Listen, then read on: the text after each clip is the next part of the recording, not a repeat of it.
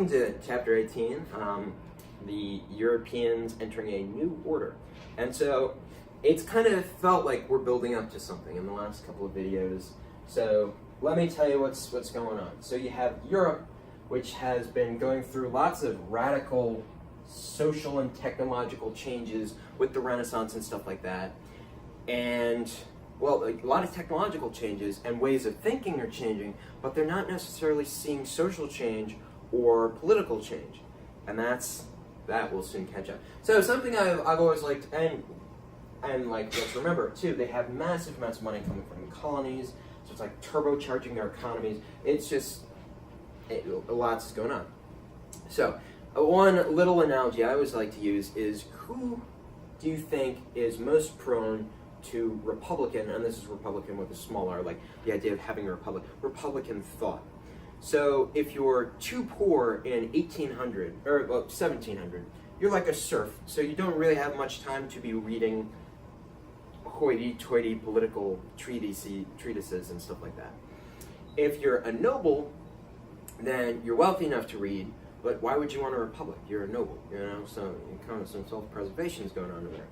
But if you're a middle-class person, if you're a lawyer, a doctor, you know, other middle-class jobs of the day, clerks, you have the time to read and the ability and the money to read, but you also don't have the power given by wealth, so you want an egalitarian system like a monarch, or like a republic. So you need a critical mass of these middle-class types for stuff like that to happen. And just to back up a little bit, in a bigger way, that's why Karl Marx thought that communism would start in England later, that's why he thought it would start in England first, was because they had like a big middle class and stuff like that, and large industrial base. And he thought Russia would be the last one because it had a lot of peasants and a lot of nobles, but not a big middle class. But you know, joke's on him. So let's talk about why the middle class exploded, and well, that's why the middle class exploded, but whose ideas were they getting so into? So the Renaissance we've talked about is like a different way of thinking and all that, but now they're starting to apply these new developments in science and technology to thinking, so like a rationalism of thought. You have lots of different Enlightenment thinkers, and that's what this is called, the Enlightenment. You have Voltaire, and let's talk about it. So we have Voltaire, and Voltaire is kind of like a super sarcastic French guy, and he like complains about stuff a lot. But even complaining is kind of an interesting thing, because literary criticism and stuff like that doesn't really exist before the Enlightenment. So that's kind of significant, and he writes a lot, and you know, he has Candide, which is a very famous book. Then you also have some political, you see, it's like quasi-social, quasi-political. Then you have Rousseau, who's like blanks, or not, he's not blank slate, he's social contract. That's everybody is bound to like kind of work together, kind of, and it has like signed a contract with society just by being born into it. Then you have Diderot. He's very anti-clerical, against the power of the church. You have Montesquieu. Oh, let's see. How do I want to spell that? Montesquieu. Yeah, that doesn't look right, but you know what?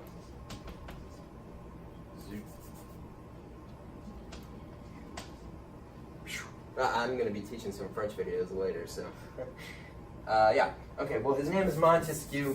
However his name is spelled, the important thing to remember is Montesquieuing the government's apart. That's something someone in one of the AP World classes told me. They keeps it skewed apart. That's how you remember. He's separation of powers, so that's another big thing. Then you have Locke. He is tabula rasa, which is blank slate.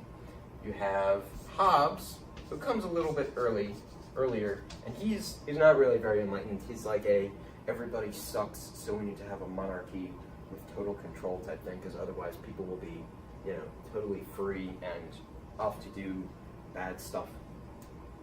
But you have lots of different guys who are saying lots of different crazy stuff, and then you have a woman who comes later, Mary Wollstonecraft, and she's the beginning of feminism as an ideology, or as like it's a thing people are talking about.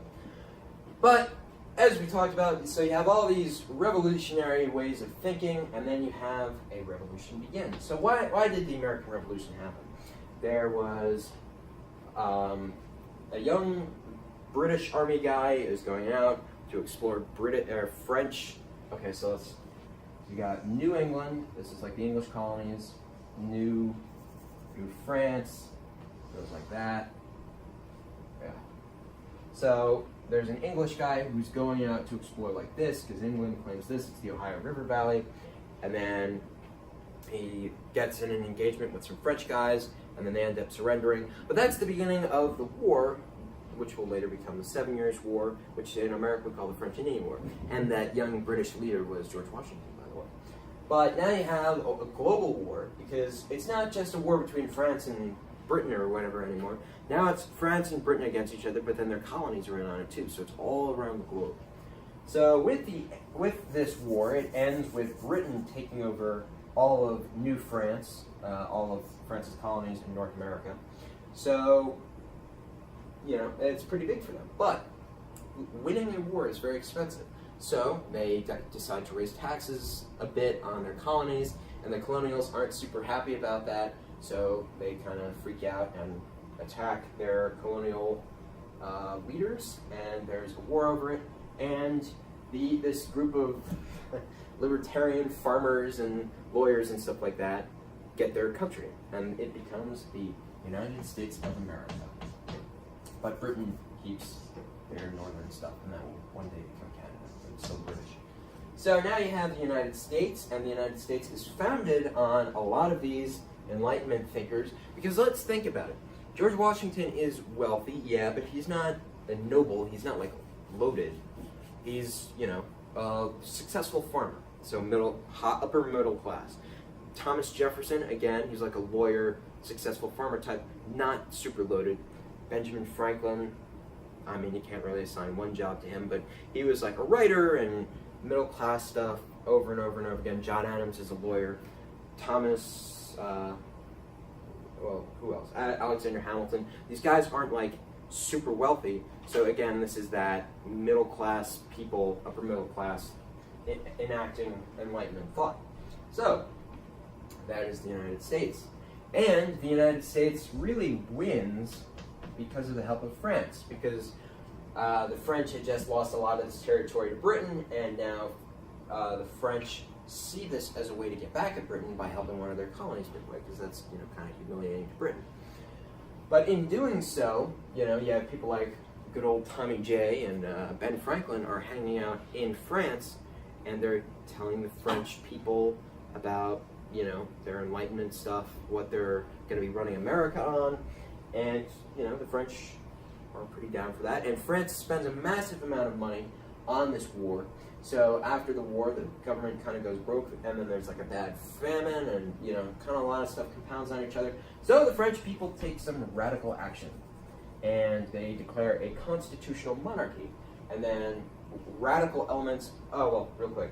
So in the new parliament, the National Assembly, the revolution creates, the more radical folks, like what would now be like socialists and all that, they sat at the left end of the hall. Those who wanted to support the king and all that stuff sat at the right, and those who were neutral kind of sat in the middle. So that's the beginning of left, middle, and right in political thought.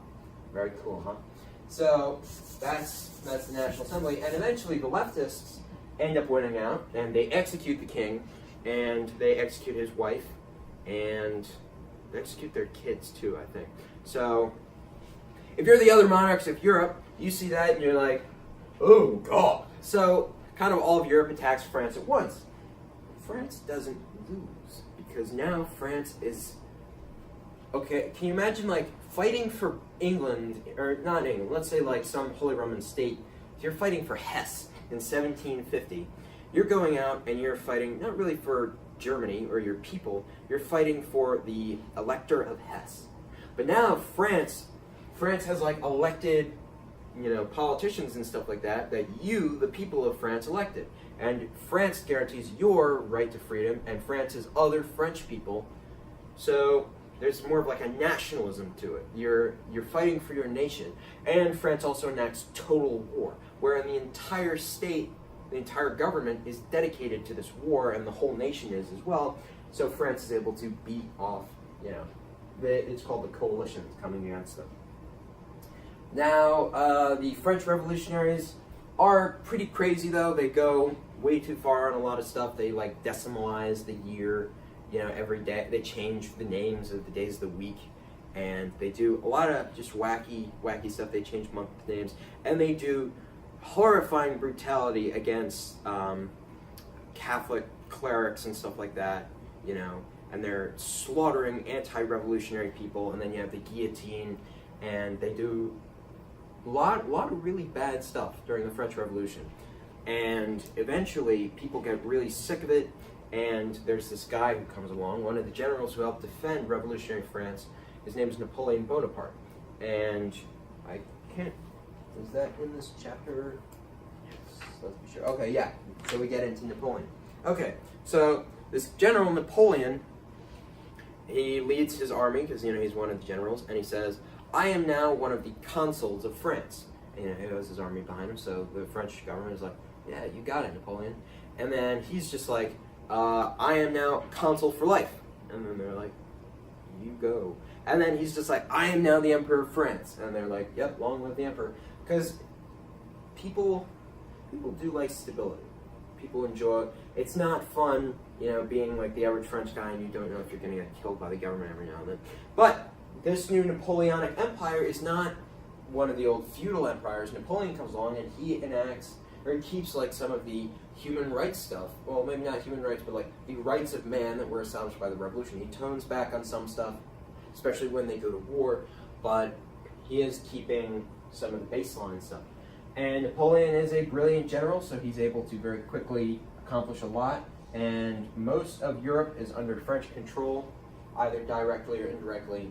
Austria and Prussia aren't totally ruled by them, but they're allies, and he has taken over quite a bit though. And one of the things he does when he takes over Holy Rome, all the Holy Roman imperial principalities and stuff like that, he declares the end of the Holy Roman Empire, and he, how there are like thousands of little pieces of the Holy Roman Empire, he like clumps them up into much bigger states so he can administer them better. So, he wants to beat Britain because Britain is his main foe, but Britain has a really good navy, especially after they totally whoop. Okay, so Napoleon also takes over Spain, and the French and Spanish combined navies are totally whooped by the British at the Battle of Trafalgar, which is the end of the possibility of a French invasion of Britain. So the French have a thought which is later copied by the Imperial Germans and the Nazis. They're just like, okay, we'll starve Britain out. So all of the European powers are now supposed to ignore, have an embargo of Britain and not trade with them.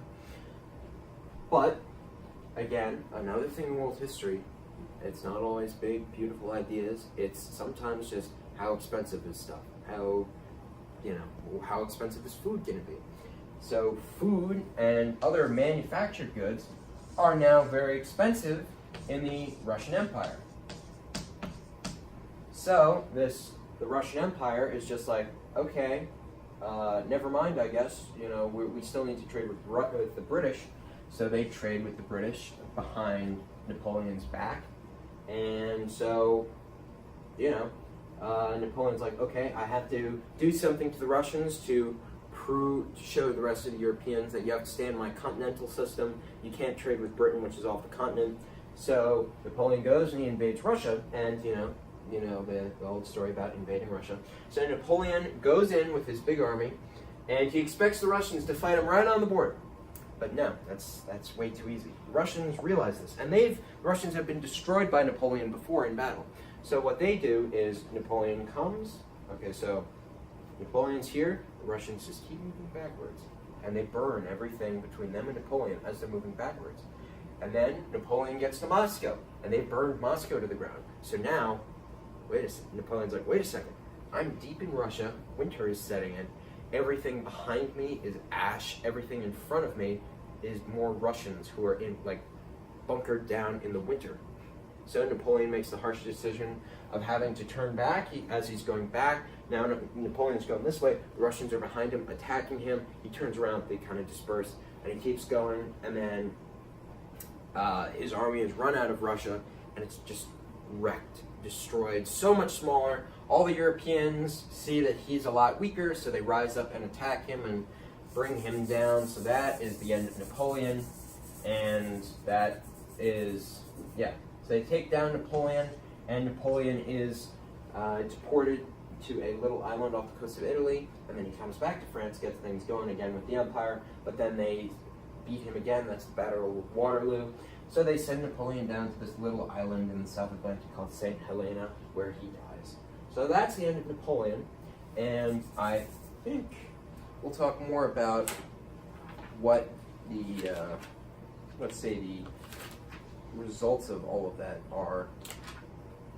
But yeah, so how Europe is put back together will be very important, but we're not talking about that today.